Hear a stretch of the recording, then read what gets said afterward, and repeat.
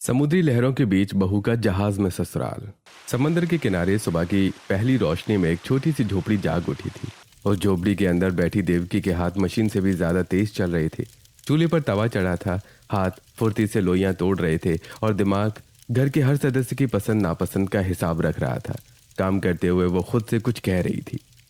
अरे देवकी जल्दी कर, तेज हाथ चला, बस 5 मिनट और, वरना ये लोग बिना खाए ही निकल जाएंगे। रोज का यही किस्सा है, काम की धुन में किसी को अपनी सेहत का ख्याल ही नहीं रहता। झोपड़ी के बाहर खुले आंगन में समंदर की नम हवाएं चल रही थीं। जमीन पर एक पुराना जाल फैला हुआ है। गायत्री दादी एक कोने पर बैठकर उसे टटोल रही हैं, जबकि राधा उनसे थोड़ी दूर पर बैठी हुई सुई धागे से फटे हुए हिस्सों को जोड़ने में जुटी है। राधा, अरे ओ राधा, इधर देख, ये जाल का धागा यहाँ से टूट गया है, जल्दी टांका लगा ले।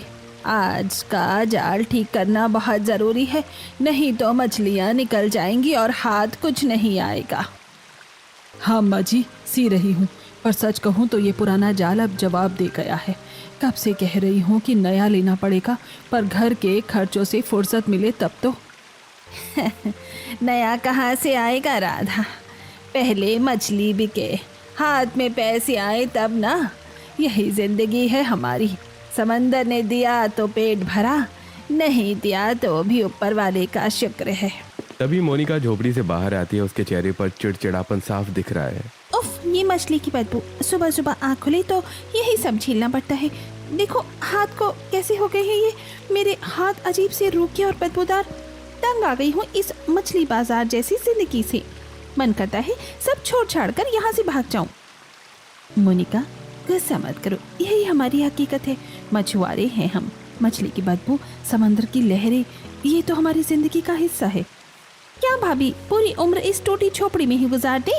मछली और समंदर की लहरें, क्या इसके अलावा हमारी कोई दुनिया नहीं है? कोई और रास्ता नहीं है इस दलदल से बाहर निकलने का? मोनिका बहू, जो नसीब में लिखा है उसे भोगना ही पड़ता है। फालतू की शिकायत करने से पेट नहीं भरता, मेहनत करने से भरता है। चुपचाप अपना काम देख। मोनिका मुंह बनाती है और पैर पटकती हुई अंदर चली जाती है। तभी बाहर से अनिल जी की आवाज सुनाई देती है।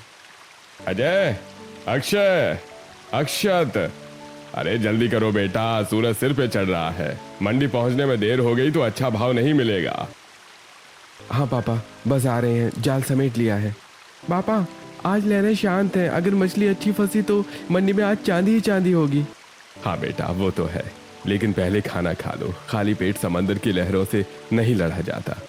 बस 2 मिनट पापा जी, थालियाँ लग गई है, गरम गरम परोसती हूँ। आज बिना खाए कोई घर से बाहर कदम नहीं रखेगा। सच तो यह है देव की बेटा, अगर इस घर में तू न हो तो ये पूरा परिवार अधूरा है। पापा जी आप कैसी बातें करते हैं, आप सब तो मेरा परिवार है। सब जमीन पर बैठकर खाना खाने लगे। खाने के बाद सब समंदर की तरफ निकल गई। लहरों के बीच एक असली मेहनत शुरू हुई। नाव हिल रही थी पर वो संभल कर खड़े थे। चारों तरफ पानी की आवाज गूंज रही थी। मिलकर वो भारी जाल समंदर में डालते हैं। ये सिर्फ मछली पकड़ना नहीं, रोजी की मेहनत है। काफी देर तक इंतजार, तेज धूप और लहरों के बीच वो जुटे रहते हैं। पसीना भी समंदर में घुल जाता है। अक्षत, अक्षय, अरे हाथ लगाओ भाई, जाल बहुत भारी है, लगता है आज किस्मत मेहरबान है, बहुत मछली फंसी है। आ रहा हूं भैया। जाल नाव के तख्ते पर गिरता है। मछलियों की फड़फड़ाहट और बढ़ जाती है। वाह देखो पापा, कितनी बड़ी सुरमई और पॉपलेट फंसी हैं, आज तो मंडी में खरीदार टूट पड़ेंगे। शाबाश बेटो, ये तुम्हारी मेहनत का फल है। जल्दी करो, इन्हें बर्फ के खानों में लगाओ, धूप तेज हो रही है। मछलियां नरम पड़ गई तो मंडी में कौड़ियों के दाम बिकेगी। हमें दोपहर तक हर हाल में मंडी पहुंचना है। नाव अब किनारे की तरफ तेजी से मुड़ती है। कड़ी मेहनत के बाद मिली इस कामयाबी की खुशी उनके थके हुए चेहरों पर चमक रही है। अब बारी थी मंडी की, जहां उनकी इस दिन भर की मशक्कत की कीमत लगनी थी। अरे आ जाओ भाई, आ जाओ, एकदम ताजा माल है, अभी अभी समंदर से निकला है, जो पहले आएगा वही माल पाएगा। आ जाओ आ जाओ। ताजा मछली, बेहतरीन दाम, देखो भाई ऐसी मछली और कहीं नहीं मिलेगी, आ जाओ आ जाओ। पापा 3 घंटे हो गए हैं, माल वैसा का वैसा ही पड़ा है। आज तो समंदर ने भी साथ दिया, पर ये किस्मत क्यों रूठी हुई है? मंडी में ग्राहक ही नहीं आ रहे हैं भैया, लग रहा है आज की मेहनत पानी में चली जाएगी। अगर ये रात तक नहीं बिकी तो खराब होने लगेंगी। मैंने तो पहले ही कहा था, इस गंदगी में मुझे मत लाओ। अब देखो, न मछली बिक रही है और ना ही यहाँ चैन है। इतनी धूप और बदबू, मैं तो बीमार ही पड़ जाऊंगी। सब्र रखो बेटा, धंधे में कभी दिन अपना होता है तो कभी नहीं, लेकिन आज नुकसान हुआ तो घर का खर्च चलाना मुश्किल हो जाएगा।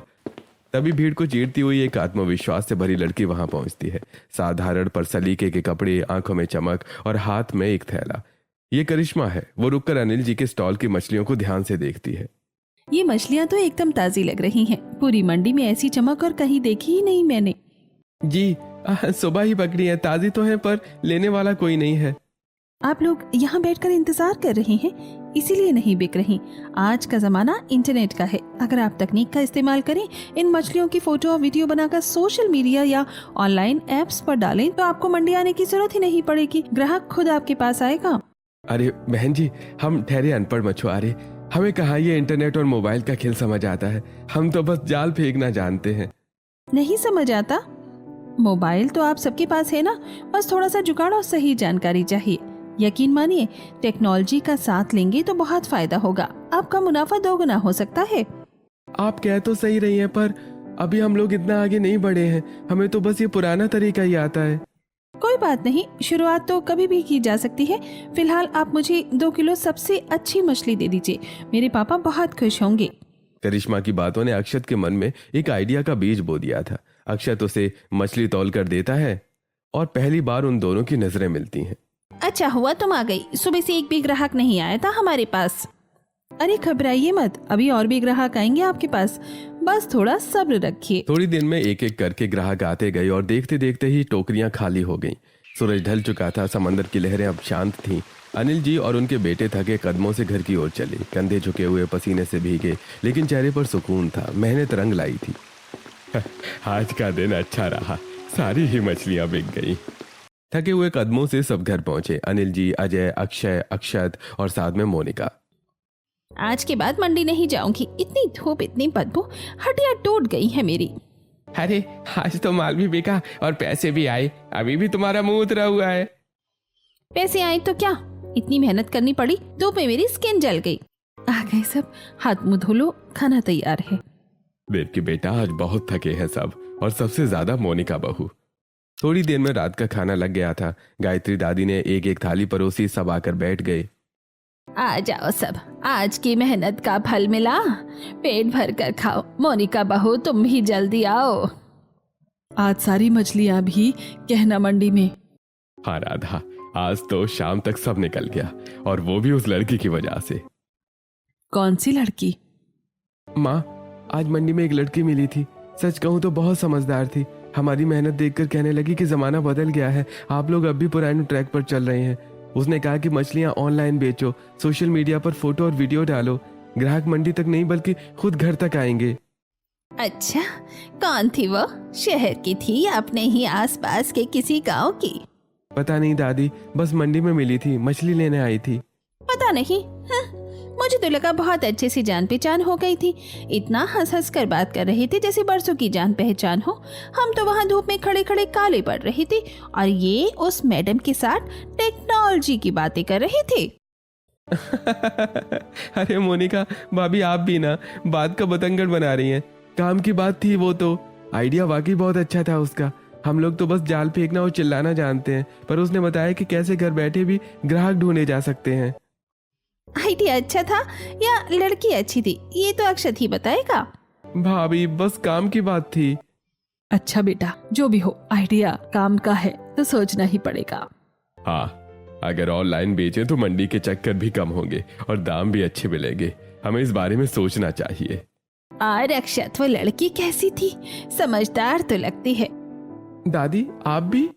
सब हंस पड़े। मोनिका ने मुंह बनाया और थाली में देखने लगी। उस रात खाने की थाली में सिर्फ खाना नहीं था, एक नई उम्मीद भी थी। और अक्षत के मन में एक चेहरा। खाना खाने के बाद सब अपनी अपनी जगह लेट गए। दादी अक्षत के पास आकर बैठ गई। बता बेटा, कैसी थी वो लड़की? अच्छी लगी क्या? तो शादी करेगा उससे? दादी, राह चलती ग्राहक थी, मछली लेने आई थी बस, और वो मुझे बहुत पढ़ी लिखी लग रही थी। तो पढ़े लिखे तो तुम भी हो, ये तो और अच्छा है। और क्या, तू भी तो शहर में पढ़कर आया है। अपने आप को कम समझना तो गलत बात है। अम्मा जी सही कह रही हैं अक्षत, अब तो सोचना पड़ेगा। माँ, दादी मतलब मंडी में एक लड़की ने सलाह क्या दे दी, आप लोगों ने तो घर में उसके स्वागत की तैयारी भी शुरू कर दी। अरे बस कीजिए अब, वरना मैं यहाँ से भाग जाऊंगा। अक्षत की ये बात सुनते ही सब हंस पड़े। वो भी हंसा, पर मन में वही चेहरा था। करिश्मा की सादगी, उसका आत्मविश्वास और आंखों की चमक दिल में बस गई थी। अगला दिन फिर वही था, जल्दी उठना, समंदर में जाल डालना, मछली निकालना और मंडी जाना। अनिल जी बेटों के साथ स्टॉल पर बैठे थे, तभी करिश्मा आई। अरे आप फिर यहाँ? कल की मछली बहुत अच्छी थी, पापा ने खाई तो बहुत खुश हुए। अच्छा लगा सुनकर। और वो आइडिया जो मैंने दिया था, सोचा कुछ? हाँ, घर में सबको अच्छा लगा। कोशिश करेंगे कि जल्दी शुरू करें ऑनलाइन। बिल्कुल जल्दी करिए, यकीन मानिए आपको बहुत आसानी हो जाएगी। मंडी के चक्कर भी कम होंगे और कमाई भी बढ़ेगी। आप इतना सोचती हैं हमारे लिए, क्यों? बस अच्छा लगता है जब मेहनती लोगों की मेहनत रंग लाए। उस दिन मछली भी बिकी और दो अजनबियों के बीच एक रिश्ता और गहरा हुआ। दिन गुजरते गए, वही मेहनत, वही दिनचर्या। जल्दी उठना, लहरों से लड़ना, मछली निकालना, मंडी जाना, यही था उनका सादा और कठिन जीवन। उन्हीं दिनों करिश्मा मौसी नूतन के घर आई थी। नूतन जी पास ही रहती थी और करिश्मा उन्हें उस दिन समंदर किनारे घुमाने ले गई। कितना सुकून है यहाँ, समुद्र की लहरें देखो। तभी करिश्मा ने नाव पर अक्षत और उसके भाइयों को देखा। मौसी, ये वही लोग हैं, मंडी वाले। अच्छा, तू जानती है ही नहीं? हाँ मौसी, मंडी में मिले थे, बहुत मेहनती और अच्छे लोग हैं। अच्छे लोग हैं तो अच्छी बात है। घर लौटकर नूतन जी चुप नहीं रह सकी। वो करिश्मा के पास आई और उसका हाथ थामा। बेटा एक बात पूछूं? सीधे पूछना चाहती हूँ। पूछो मौसी। वो अक्षत, क्या तुम उससे शादी करोगी? मेहनती है, समझदार है और अगर चाहे तो आगे भी बढ़ सकता है। देख बेटा, भाई साहब की तबीयत ठीक नहीं रहती, तेरी माँ भी इस दुनिया में नहीं रही। मैं चाहती हूँ जल्दी से तेरा घर बस जाए। मौसी, जैसा आपको ठीक लगे। नूतन ने करिश्मा को गले लगा लिया। उसके एक जवाब में बहुत कुछ था, हाँ भी और एक अनकही उम्मीद भी। नूतन मौसी ने देर नहीं की, अनिल जी के घर बात पहुंचाई। दोनों परिवार मिले, बातें हुई और देखते ही देखते शादी हो गई। हमें कोई ऐतराज नहीं है, लड़की समझदार है, मेहनती लगती है। और हमारा अक्षत भी कम नहीं है। तो फिर रिश्ता पक्का समझें? जी बिल्कुल पक्का। शादी का दिन आया। समंदर के किनारे लहरों की आवाज के बीच शहनाई बजी, रस्में हुई, फेरे हुए और करिश्मा ने लाल जोड़े में उस झोपड़ी की दहलीज पर पहला कदम रखा। देखो देव की भाभी, समुद्र किनारे एक और बहू आ गई। अब इस झोपड़ी में और भीड़ हो जाएगी, मछली की बदबू में एक और जिंदगी बर्बाद। मोनिका, आज खुशी का दिन है, कम से कम आज तो चुप रहो। मैं तो बस सच बोल रही हूँ भाभी। आओ करिश्मा, इस घर में तुम्हारा स्वागत है। ये घर छोटा है लेकिन दिल बड़े हैं यहाँ। भाभी, घर छोटा बड़ा नहीं होता, अपना होता है। बेटा यही सोच चाहिए। देव की मुस्कुराई, उसे लगा घर में एक हमदर्द मिल गई। मोनिका अब भी मुंह बनाकर एक कोने में खड़ी थी। रात हुई, सब सो गए। अगले दिन से जिंदगी फिर वही, समंदर, मछली, मंडी। लेकिन अक्षत के लिए इस बार सब अलग था, क्योंकि घर में करिश्मा थी। करिश्मा, थक जाओ तो आराम करना, पहला दिन है। आप जाइए, मैं देव की भाभी के साथ हूँ। रात को जब सब सो गए, मोनिका ने अक्षय को एक तरफ खींचा। सुनो, अब एक और आ गई है इस घर में। मैं कब से कह रही हूँ यहाँ से चलो। इस समुद्र किनारे रहकर क्या मिल रहा है? मछली की बदबू, टूटी झोपड़ी और रोज की यही मेहनत। मोनिका, माँ पापा को छोड़कर कहाँ जाऊं? ये घर है मेरा। घर है या जेल है? पढ़े लिखे हो, बाहर जाकर कमाओ। यहाँ रहकर क्या मिलेगा? बस मछली और समुद्र। मोनिका प्लीज, थका हुआ हूँ, सोने दो। मोनिका चुप तो हो गई, लेकिन उसकी चाल रुकी नहीं। धीरे धीरे उसने अक्षत पर नजर डाली। अक्षत पढ़ा लिखा था, समझदार था। मोनिका को लगा यही सही निशाना है। एक दिन मोनिका ने अक्षत को अकेले बैठे हुए देखा। वो जल्दी से उसके पास आई। दीवा जी, आप तो पढ़े लिखे हो, शहर में जाकर नौकरी करो, अच्छी जिंदगी मिलेगी। यहाँ एक झोपड़ी में क्या रखा है? भाभी, पापा अकेले नहीं संभाल पाएंगे। अरे और भी तो लोग हैं यहाँ पर, तुम चले जाओ। थोड़े पैसे आएंगे तो घर भी बड़ा होगा, करिश्मा की जिंदगी भी संवर जाएगी। अक्षत चुप रहा, पर बात दिल में उतर गई। मोनिका का जहर धीरे धीरे असर कर रहा था। एक एक बात, हर दिन। एक दिन उसने करिश्मा को घर पर लैपटॉप पर काम करते देखा। मोनिका की बातें दिमाग में घूमी। उसे लगा यही सही वक्त है। करिश्मा, एक बात करनी थी। हाँ बोलो। मैं सोच रहा था हम शहर चले जाएं। मैं पढ़ा लिखा हूँ, तुम भी हो, वहां जॉब कर लेंगे। यहाँ रहकर मुश्किलें और बढ़ेंगी। तुम्हें भी कितना एडजस्ट करना पड़ रहा है। शादी करके यहाँ समंदर किनारे फंस गई। अक्षत, आप मेरे बारे में इतना गलत सोचते हैं। नहीं, मेरा मतलब वो नहीं था। मैं पढ़ी लिखी हूँ तो घर बैठे ऑनलाइन काम भी कर रही हूँ, आप भी कर सकते हैं। घर वालों को छोड़कर जाना कोई हल नहीं होता। और मैं कोई बड़े घर की नहीं हूँ जिसे एडजस्ट करने में दिक्कत हो। मैंने हमेशा मुश्किलों का सामना किया है, आगे भी करूँगी। इन्हें अकेले नहीं छोड़ सकते। लेकिन शहर में पैसे ज्यादा मिलेंगे, वहाँ घर होगा, ये झोपड़ी नहीं। यहाँ भी कमा सकते हैं। मैंने ऑनलाइन सेलिंग का आइडिया दिया था ना, याद है? वो आज भी काम का है। और अक्षत, ये बात आपके मन में आई कहाँ से? किसने कहा आपसे? अक्षत चुप हो गया, पर करिश्मा समझ गई ये उसके मन की बात नहीं थी, किसी और ने बोई थी। ऐसे ही दिन बीत रहे थे। एक दिन सरकारी नोटिस आया, समंदर किनारे की जमीन इलीगल घोषित हुई। जो भी यहाँ रह रहे थे उन्हें जगह खाली करनी थी। पूरे घर में जैसे तूफान आ गया। ये क्या है? हम तो यहाँ पीढ़ियों से रह रहे हैं। हमारे पुरखों की अस्थियां इसी समंदर में विसर्जित हुई है। हम कहाँ जाएंगे? ये सरकार एक झटके में हमें बेघर कैसे कर सकती है? ये घर, ये आंगन, यही तो सहारा था। कहाँ जाएंगे अब? इतने साल, इतनी मेहनत, सब मिट्टी में मिल जाएगा। मैं तो कब से कह रही थी कि यहाँ से चलो, शहर में कुछ काम ढूंढो। तब तो किसी को मेरी बात समझ में नहीं आई। अब गई ना झोपड़ी भी हाथ से। अब क्या करोगे? समुद्र में रहोगे क्या, या लहरों पर बिस्तर बिछाओगे? मोनिका, अभी चुप रहो। देख नहीं रही हो घर की क्या हालत है? कम से कम इस वक्त तो अपनी कड़वाहट को लगाम दो। मैं गलत कह रही हूँ क्या? कल को जब बुलडोजर आएगा तब यही सच्चाई सबके सामने खड़ी होगी। ये झोपड़ी भी चली जाएगी। फिर क्या करेंगे? भीख मांगेंगे? घर में सब परेशान थे, हर कोई अलग अलग कोनों में बैठा था। करिश्मा एक कोने में शांत बैठकर नोटिस ध्यान से पढ़ रही थी। चेहरे पर चिंता थी, पर डर बिल्कुल नहीं था। हर मुश्किल का कोई ना कोई हल जरूर होता है, और इसका भी कोई ना कोई रास्ता जरूर होगा। मुझे बस उसे ढूंढना है। फिर वो दिन आया, पुलिस आई और वो छोटी झोपड़ी जहाँ पेड़ियां पली थीं गिरा दी गई। गायत्री जी की आंखों से आंसू बहते रहे। राधा ने मुंह छुपा लिया। अनिल जी बस खड़े देखते रहे, कुछ बोल नहीं पाए। मेरा घर चला गया। अब तो खुले आसमान के नीचे रहेंगे। उसी वक्त पास के एक नेक इंसान ने उन्हें कुछ टेंट दे दिए। करिश्मा ने सबके साथ मिलकर टेंट लगाने में मदद की। आज की रात यहाँ गुजार लेते हैं, कल सोचेंगे आगे का। वाह, टेंट में ससुराल, क्या जिंदगी हो गई है। और आगे पता नहीं क्या क्या होगा। मोनिका, इस वक्त हमें एक दूसरे की हिम्मत बनना चाहिए, और तुम तो अपने शब्दों से सबकी हिम्मत को तोड़ रही हो। रात को टेंट में सब बैठे थे, सबकी आंखें भारी थी। करिश्मा चुपचाप अपने फोन पर कुछ सर्च कर रही थी। क्या देख रही हो? अक्षत, इधर देखो, मिल गया हल। ये देखो मेरे फोन में। अगर प्रशासन हमें जमीन से हटा रहा है तो हम अपनी दुनिया पानी पर बसा लेंगे। अगर मछुआरे हाउस बोट बना लें तो वो जमीन पर नहीं, पानी पर रहेंगे। सरकारी नोटिस सिर्फ जमीन खाली करने के लिए था ना, समुद्र खाली करने के लिए नहीं था। पानी पर घर? पर करिश्मा, ये कैसे मुमकिन है? क्यों नहीं मुमकिन है? मैंने अभी चेक किया, हम इन्हें किराए पर भी ले सकते हैं। और सोचो, इसी हाउस बोट पर हम अपना ऑनलाइन बिजनेस भी चलाएंगे। जब लोग देखेंगे कि ताजी मछली सीधे पानी के ऊपर बने घर से मिल रही है तो टूरिस्ट भी आएंगे और काम भी दोगुना होगा। न जमीन जाने का डर है और न ही किसी का दखल। ये तो वाकई कमाल का जुगाड़ है। मतलब हम अपनी जड़ें भी नहीं छोड़ेंगे और कानून से भी बच जाएंगे। सबने एक दूसरे की ओर देखा। मतलब नाव पर घर? हाँ पापा जी, समुद्र की लहरों में झूलता हुआ अपना घर।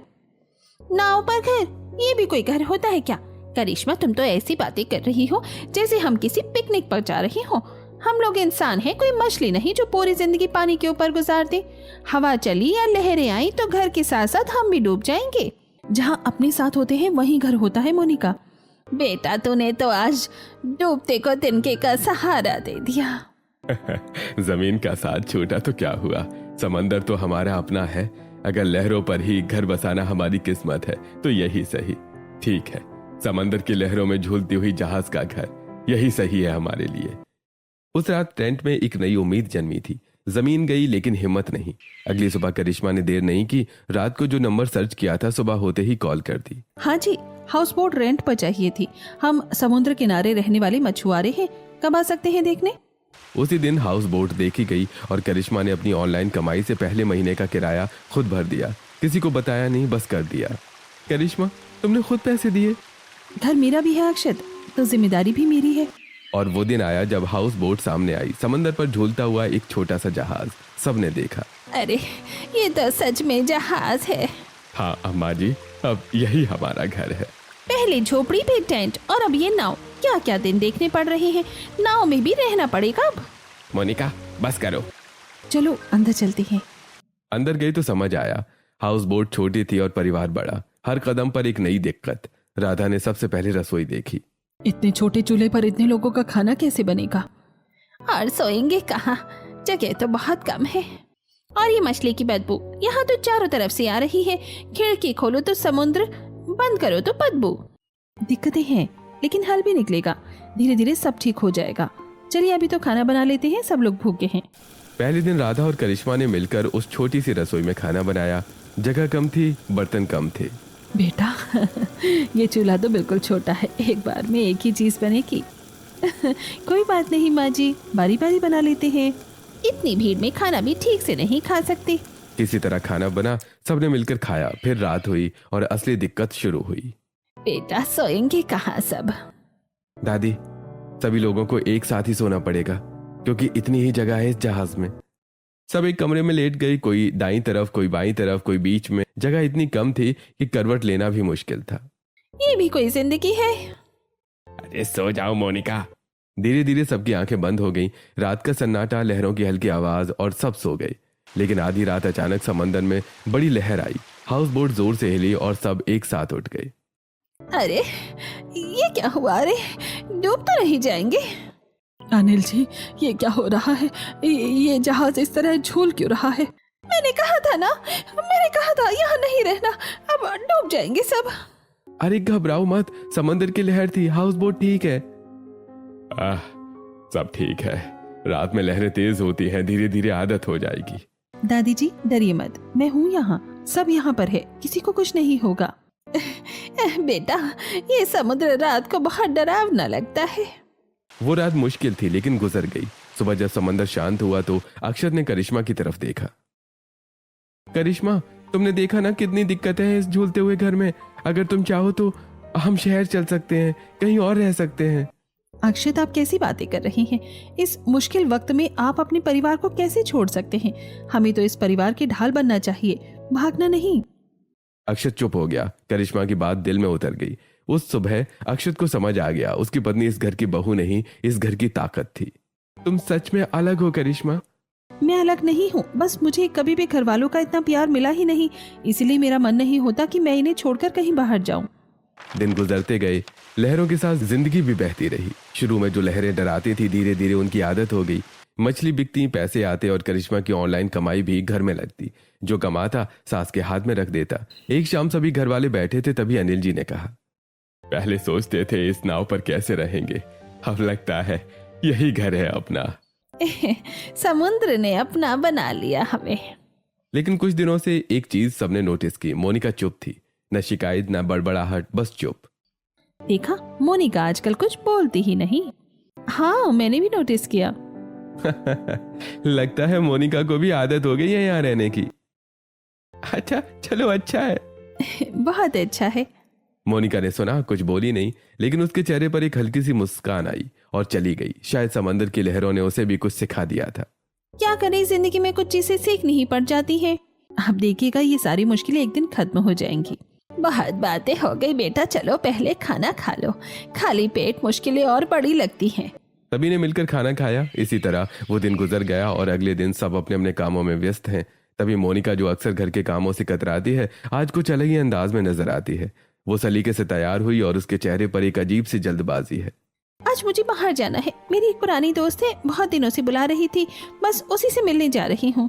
ठीक है, जाओ, और ध्यान रखना हालात अभी ठीक नहीं, शाम ढलने से पहले घर आ जाना। अक्षय, जो वही जाल समेट रहा था, उसने कहा, ठीक है जाओ, वैसे भी इस घर के शोर शराबे से तुम्हारा मन उब गया होगा, पर ध्यान से जाना और अपना ख्याल रखना। ठीक है। मोनिका बिना पीछे मुड़े तेजी से बाहर निकल गई। घर में सब फिर से अपने अपने कामों में लग गए। तभी अजय ने कुछ काम के लिए पैसे मांगे। माँ, कुछ पैसे चाहिए थे। हाँ बेटा, देती हूँ। राधा जी उठकर अंदर गईं। जिस डिब्बे में वो पैसे रखती थी उसे खोला और देखते ही उनके होश उड़ गए। अनिल जी जल्दी आइए। क्या हुआ? पैसे, सारे पैसे गायब हैं।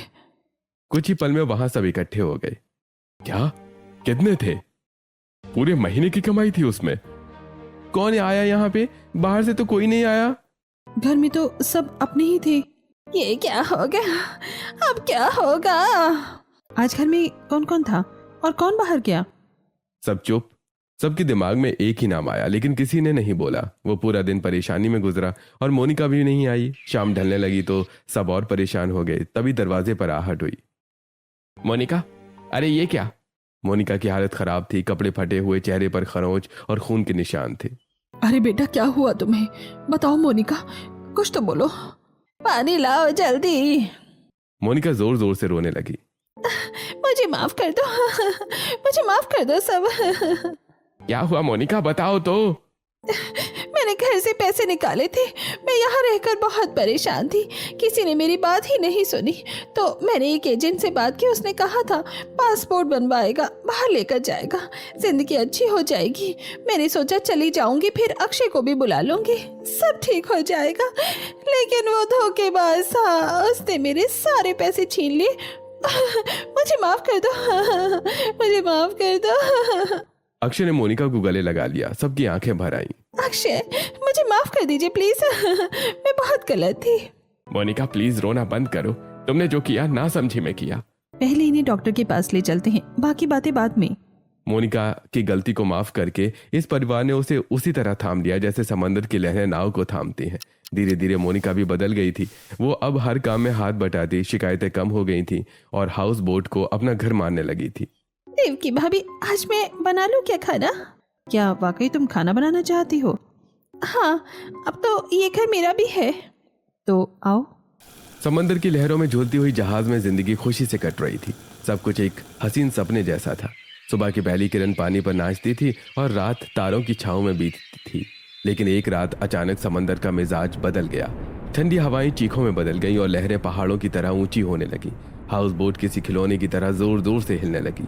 बाहर घना अंधेरा था और एक भयानक तूफान दस्तक दे रहा था। अरे ये तूफान बहुत बड़ा है, क्या करें? बेटा, ये नाव टिकेगी। अब क्या होगा? करिश्मा ने फोन उठाया और कॉल की। घबराओ मत, मैं जीपीएस ट्रैकर ऑन कर रही हूँ। हेलो, हम समुद्र में फंसे हुए हैं, तूफान है, हमें ट्रैक करके बचाइए, ये हमारी लोकेशन है। कुछ ही देर में एक रेस्क्यू बोट आई। सबको सुरक्षित बाहर निकाला गया। किनारे पर पहुंचकर गायत्री दादी ने करिश्मा को गले लगा लिया। बेटा, तूने आज सबकी जान बचाई। रेस्क्यू टीम ने जब उनकी पूरी कहानी सुनी तो उनकी आंखें भर आईं। उन्होंने सरकारी मदद से एक कानूनी फिशिंग जोन दिलवाया, पक्की जगह, पक्का हक। आप लोगों ने बहुत संघर्ष किया है, अब ये जमीन आपकी है, कोई नहीं छीन सकता। इतने साल बाद अपनी जमीन। और फिर वक्त ने पलटी मारी। करिश्मा का वो आइडिया जो उसने मंडी में दिया था अब हकीकत में बन गया। ऑनलाइन फ्रेश फिश डिलीवरी शुरू हुई और देखते ही देखते पूरे शहर में उनका नाम हो गया। अक्षत, आज 50 नए ऑर्डर आए हैं। सच में करिश्मा, तुमने तो कमाल कर दिया। धीरे धीरे उन्होंने अपनी 2 नई नावें बनाई। समंदर की लहरों पर जब वो नावें चलती तो दूर से ही पहचानी जाती थी। लोग आते, समंदर की सैर करते और ये भी एक नया बिजनेस बन गया। करिश्मा बेटा, कभी सोचा नहीं था कि ये समुद्र एक दिन हमारी तकदीर बदल देगा। दादी जी, समुद्र ने नहीं बदली, आप सबकी मेहनत ने बदली है। और मैं कहती थी कि यहाँ से भाग जाएं, शहर की भीड़ और ईंट पत्थरों के बीच खुद को ढूंढे। पर अब ये सब देखकर लगता है कि असली जन्नत तो यही है, जहाँ चैन की नींद भी है और अपनों का साथ भी। देर से ही सही मोनिका, पर तुम्हें ये बात समझ तो आई, जन्नत कहीं बाहर नहीं, वही होती है जहाँ हमारा परिवार सुरक्षित हो। समंदर की लहरों में झूलती हुई वो हाउस बोट जो कभी एक मजबूरी थी, आज वही इस परिवार की सबसे बड़ी पहचान बन गई। और करिश्मा जो एक अजनबी लड़की की तरह मंडी में मिली थी, आज अपनी सूझबूझ और प्यार की बदौलत इस परिवार की जान बन गई थी।